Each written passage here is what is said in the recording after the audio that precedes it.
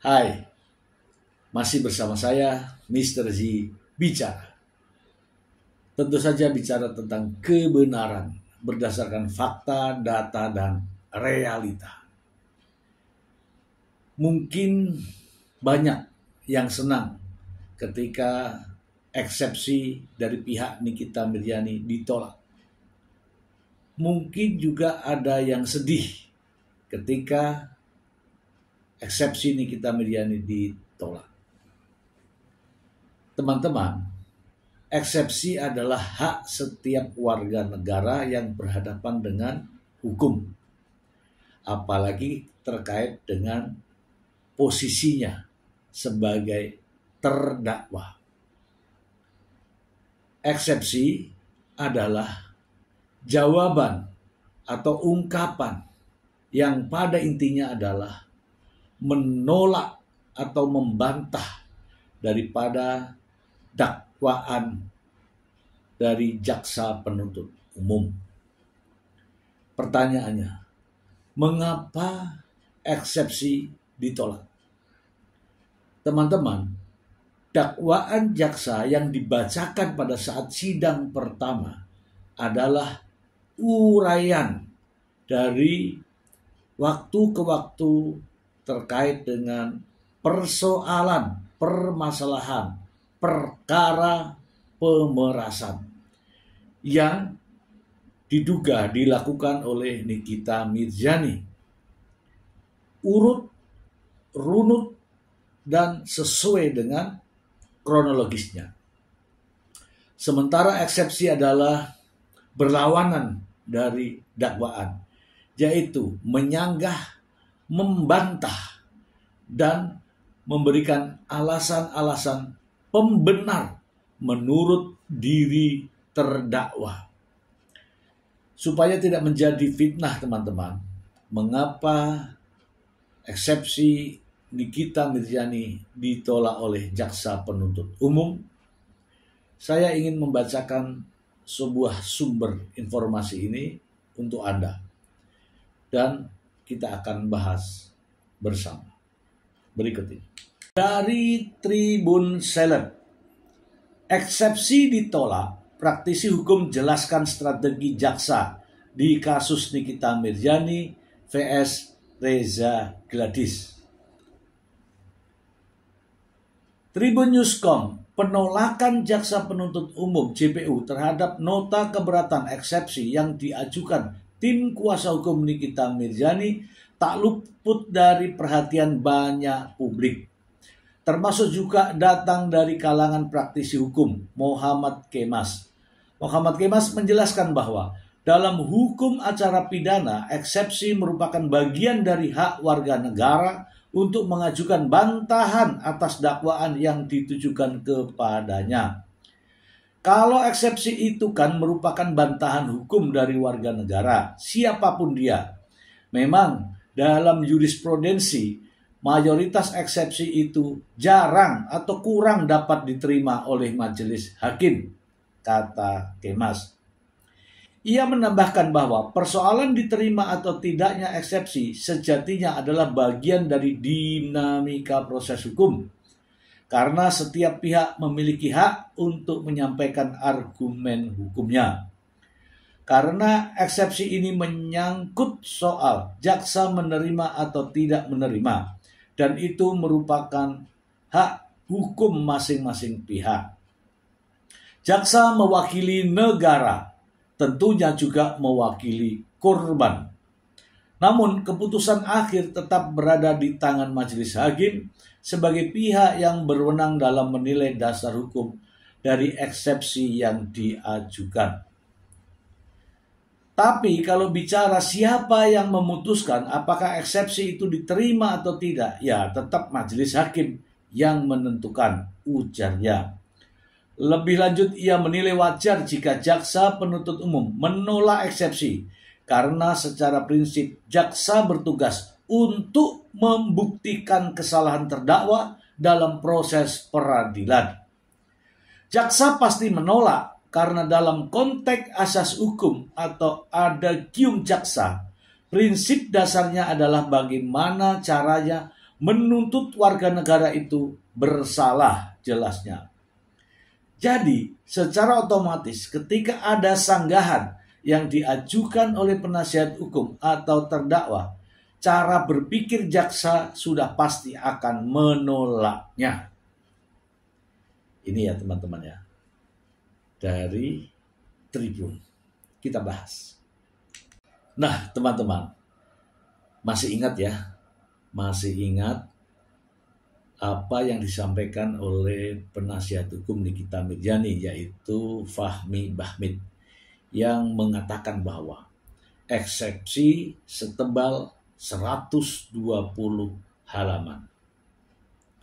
Dan demikian juga ada eksepsi bantahan yang dibacakan oleh Nikita Mirzani. Kita ulas dulu dari sang pengacara, teman-teman. Apa yang dibacakan oleh Fahmi Bahmid itu adalah tafsir, artinya pemahaman dari Fahmi Bahmid sendiri. Seperti salah satu pemahaman ya, bahwa perkara ini perkara perdata, bukan pidana. Kemudian ada lagi, perkara ini adalah terjadinya wan prestasi atau ingkar janji karena adanya kesepakatan yang diingkari, gitu ya. Kemudian perkara ini pelapornya tidak sah karena ini adalah delik aduan dan berbagai macam. Nah, argumentasi inilah yang pada akhirnya ditolak semuanya oleh jaksa penuntut umum. Demikian juga eksepsi dari Nikita Mirzani yang tentu saja mampu menorehkan simpati dari pendukungnya, namun tidak menggoyahkan jaksa penuntut umum. Teman-teman masih ingat eksepsi dari Nikita Mirzani yang dibuka dengan dalil-dalil atau nasihat-nasihat. Ya kalau saya mengatakan tausiah, yang ditausiai adalah hakim. Iya kan? Karena eksepsi dibacakan untuk hakim. Artinya apa? Hakim diberikan nasihat oleh Nikita terkait dengan keadilan. Ya, seperti banyak ayat-ayat yang dibacakan oleh Nikita Mirzani. Selain itu teman-teman, dalam inti pokok dari eksepsi yang dibacakan oleh Nikita Mirzani adalah mengingkari hasil penerimaan uang, bukan dari kejahatan, katanya. Tetapi uang 4 miliar rupiah tersebut menurut Nikita Mirzani berasal dari kesepakatan bisnis yang tentu saja ini membuat jaksa penuntut umum geleng-geleng ya, geleng-geleng. Karena apa? Tidak masuk akal. Bisnis apa ya sampai mendapatkan 4 miliar tanpa ada tanda tangan ya. Itu juga menjadi tanda tanya. Dan akhirnya teman-teman, apa yang diungkapkan dalam eksepsi tersebut semuanya ditolak oleh jaksa penuntut umum. Nah, ini akan menjadi lebih seru teman-teman ketika hakim memutuskan eksepsi Nikita Mirzani ditolak dan perkara akan dilanjutkan dalam pembuktian pada materi pokok. Dalam materi pokok nantinya tentu saja akan menghadirkan saksi-saksi. Ada Dr. Reza Gladys, ada Oki Pratama, ada Dr. Detektif atau Dr. Safira, ada saksi-saksi lain. Bahkan juga akan dihadirkan ahli-ahli. Apakah itu ahli bahasa, ahli digital forensik, ahli daripada tindak pidana pencucian uang akan dihadirkan. Dan yang lebih menarik lagi nantinya teman-teman, hadirnya bukti percakapan antara mereka, Mail, Nikita Mirzani, Reza Gladys, dan juga Dr. Oki, serta bukti-bukti lain yang mengarah pada awal mula permasalahan ini. Ya, tentu saja kalimat-kalimat ini nantinya yang nyata-nyata jelas keluar dari rekam jejak digital akan disangkali lagi oleh terdakwa. Ya, kemungkinan. Misalnya, saya mendapatkan informasi bahwa ini jelas Nikita Mirzani menulis ya dalam chat kepada Mail yang mengatakan bahwa bisa hancur kredibilitas dia sebagai dokter. Saya jamin.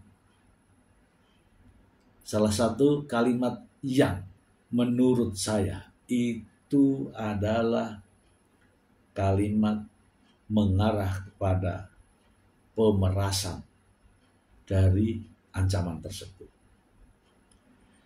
Dan teman-teman, tidak main-main juga kasus ini karena kaitannya dengan tindak pidana pencucian uang sebagaimana diatur pada pasal 3 Undang-Undang Nomor 8 tahun 2010 yang ancaman pidananya tertulis di situ teman-teman.